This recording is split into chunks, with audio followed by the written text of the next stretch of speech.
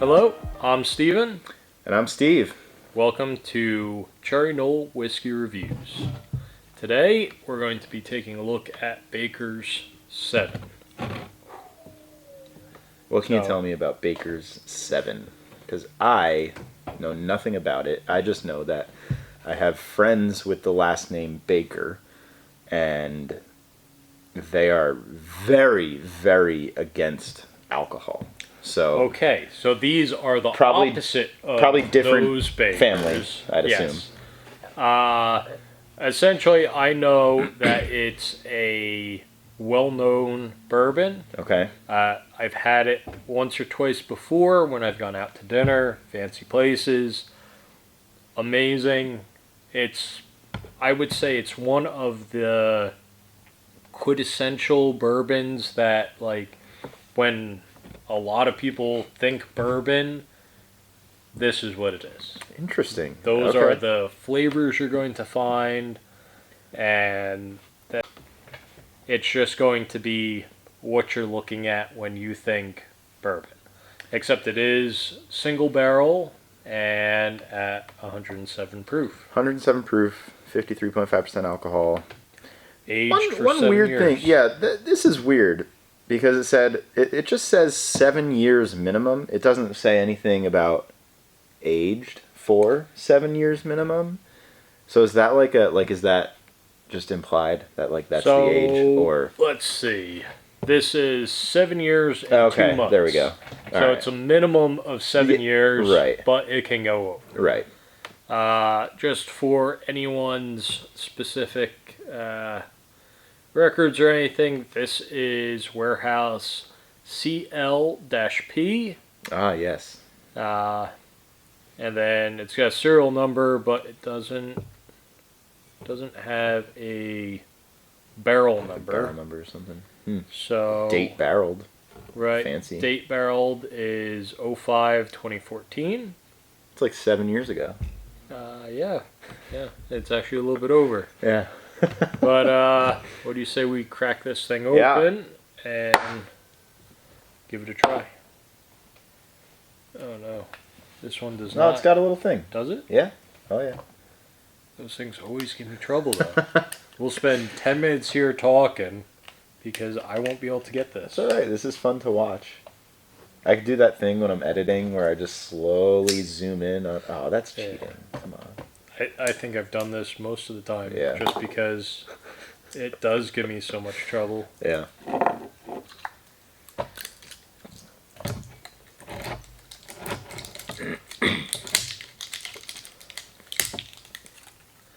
Plastic will not win. Gotta get it all off. There we go. At least I got sharp knives. Yes. Yeah.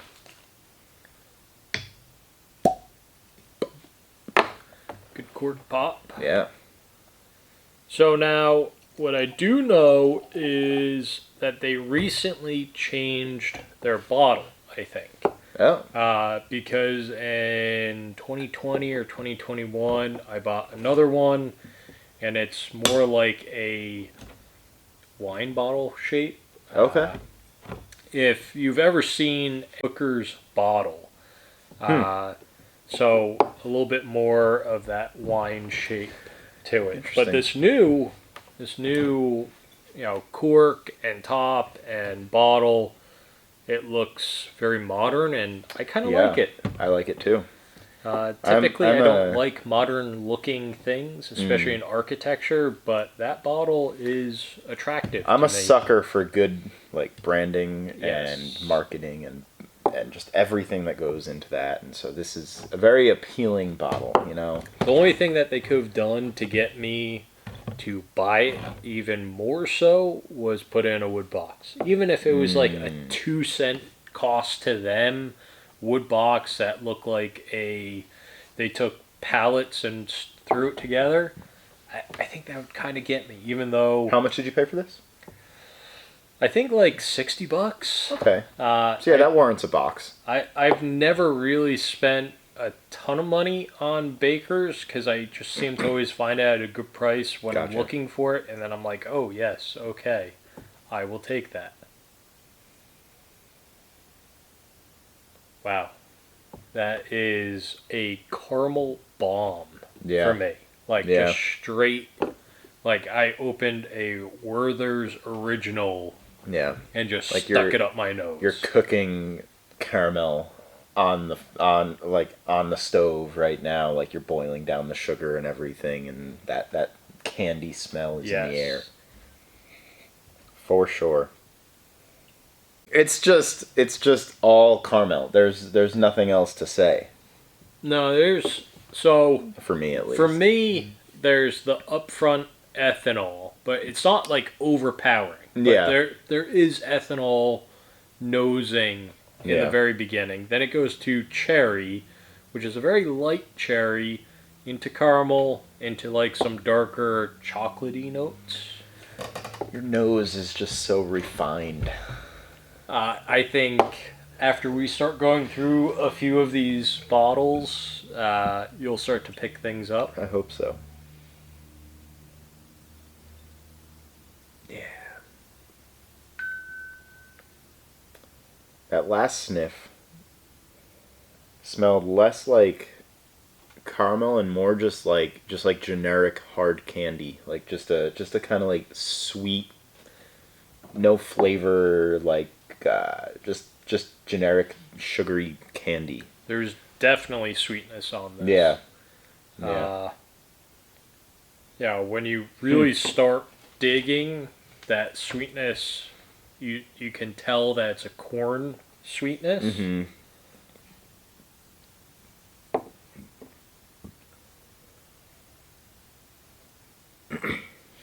I don't see anything as far as any type of information from bakers as far as like a tasting mash notes bill or or anything like that. Yeah. I'm sure we could look it up if Yeah. someone's curious. Let us know and we'll look it up for you if you don't look it up yourself.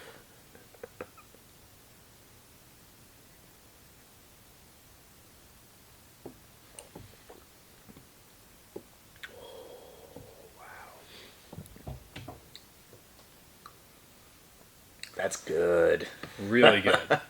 So, for me, this is one of the just quintessential bourbons.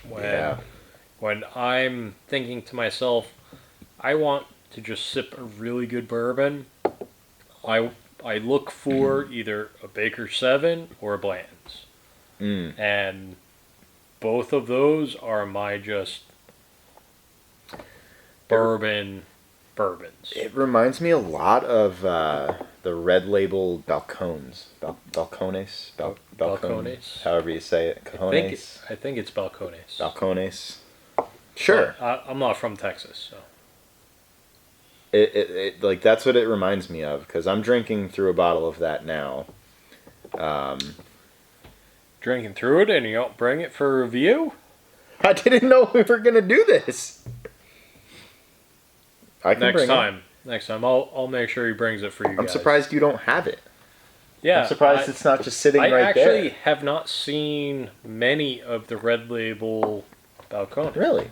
I don't know, but it's not Baker's. No, it's definitely not Baker's. But this is good. This is really good. It's delicious. It is. Very delicious bourbon. So, what would you score this? Considering what we've gone through already, which is essentially Penelope. And you've gone through their low end to their cast strength, their build series, architect series. I like them all a lot. I think I would reach for this 10 times out of 10. Yeah. 9 times out of 10. 9 times. I would reach. This is just so good. It's yeah, like you were saying, I would rate this probably up around 9.5. It is definitely a good bourbon. I think I would rate it at a 9 for myself. Just because sometimes, just because it's the quintessential bourbon, I'm not going to give it the highest score because for me, I like those different flavors, toasted series, and like the Valencia where it's got. You want to save the higher score for the weird stuff. Yeah. Yeah. Something that is just going to really blow knock you away. my socks off. Yeah. Yeah. Which this definitely doesn't. It's just it's really good. It is it's excellent sipping bourbon. Yeah. And I will say I tend, as you know, more towards Scotch. But it's dangerous doing all these videos with you because you're more of a bourbon drinker, and I feel like I'm slowly starting to go that way and to like all the bourbons a little better.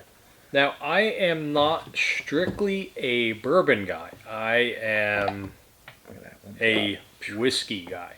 I like scotches. I like Irish Scotch. Right. I like Japanese. I've had a couple really good Japanese whiskeys. But all of the whiskeys behind us, except for one, are bourbons.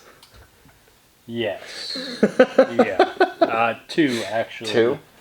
We've got the Baby Glenfiddich, and we've got the Ritter's Tears. Right. Some of them are not necessarily bourbons, but just whiskey. Right. American whiskeys. Yeah. Or some other thing. Because, I don't think the Old Elk Infinities are necessarily bourbons. They're just a whiskey. What do you think of the water? Adding the water, that is. I get a lot more oak out of it. I don't know if that gives it anything more. I think, if anything, I liked the sweet caramel notes before adding the water. But if you enjoy the oak flavors, adding a drop definitely brings those forward. Yeah. It definitely got more. I feel like there's, and you might know why this is, but I feel like there's two different, there's that sweet oak, and then there's the oak that kind of hurts a little bit. It's more of a spicy oak, and less of just peppery. Yeah, but still definitely that oaky flavor. So for me, is that a difference between new and old, or oak kind of gives off a couple different big flavors that I find a lot, which are vanillas and creamy vanillas, or that you split open a piece of oak because you're splitting firewood and you get that fermented and you lick it, kind of peppery punch in the face. That I think is contributed to the toast level. I think it's the higher toast gives more vanillas. That's what I was wondering. I can't say for certain, but I am sure that eventually we will come to know a little bit better. Yeah. But I think it's attributed to the toast levels. That's the beauty of this YouTube channel. We have no idea what we're talking about, but by the 100th video we do, or 1,000, or 1,000th video, yeah, we're gonna be professionals. That's a lot of bourbon. That's a lot of whiskey. Yeah. My wife says I got a problem now. Just wait till then. Jeez. You got to get her in on a video. Yeah. Maybe coming whiskey soon. Maybe we'll do a Jefferson Ocean with her. Ooh, so good. Which is a very interesting bourbon because you have people who love it or people who hate it. It is my favorite bourbon. Yeah, it's her favorite. Hands down. So, most things that I say are my favorite, fill in the blank. I've got some room. It's my favorite for now. Right. Until something better comes along. Yep. But Jefferson Ocean is hands down my favorite. Yeah, it's definitely good, and maybe what we'll have to do is once we start getting a few more bottles open is do a blind taste and throw that in there and see how it scores. Yeah. I think we should do one of those soon. I think we gotta get a couple more bottles open, and then once we got a decent variety of things, Right. to kind of throw at a blind tasting. I think this is I'll leave that. Great bourbon if you're able to find it for $60. Anyway, Yeah. I think $60 range. This is what I rate bourbon if you're able to find it. You know what's weird? As I sit here and just kind of breathe out of my mouth. $60. Yeah. That $60 range kind of becoming more like more medicinal. Another bottle. Like, you know what's weird? As I sit here and just kind of breathe out of my mouth. It's very strange. It's kind of did not expect that. More like more medicinal. Yeah. I get. Like I feel like I just took a shot of Dayquil. Attributing that medicinal. Which is very strange, and I did not expect that. Oak. Don't get that at all. Everything's the oak. Yeah. I get. You know what that probably is? That you're full circle, right back to the oak. It's all oak. Flavor to is the oak. What do you mean by that? Yeah. Just comes back to that full circle, like, right back to the firewood. It's all oak flavors. Yeah. What do you mean by that? I'm getting more so. It comes back to that like splitting firewood right to flavors. The finish. Finishes almost into. I'm getting more so the vanillas and caramels. Even right to the finish. It finishes almost into corn or dusty vanilla. I don't know how to exactly describe it, but it continues like a very linear corn or dusty vanilla. I don't know how to exactly describe it, but it continues like a very linear path type flavor. That profile, sweet corn, caramel, vanilla. Yeah. And then I can tell with a little bit of water added flavor, some of that profile being brought forward. Yeah. But and then I can tell with a little bit of water added cherry, not a ton of cherry on this one being brought forward. It's definitely that quintessential. It's kind of that same profile. All the way. I think we should put a little counter. A little bit of cherry, not a ton of cherry on this one. No. Yeah, it's definitely that there. quintessential. Well, maybe not bourbon flavor. Each episode. I think we should put a little counter. Just between episodes. You're up to at least quintessential 4 or 5, would 6. be up there. Yeah. Well, maybe not each episode, but all right. No, just between episodes, you're up to at least quintessential 4 or 5, 6. Would be up there. Yeah. This has been the quintessential. Yeah. All right. Well, whiskey reviews. Thanks for watching. Make sure to subscribe, leave a comment if you got quintessential. This has been the comments quintessential below.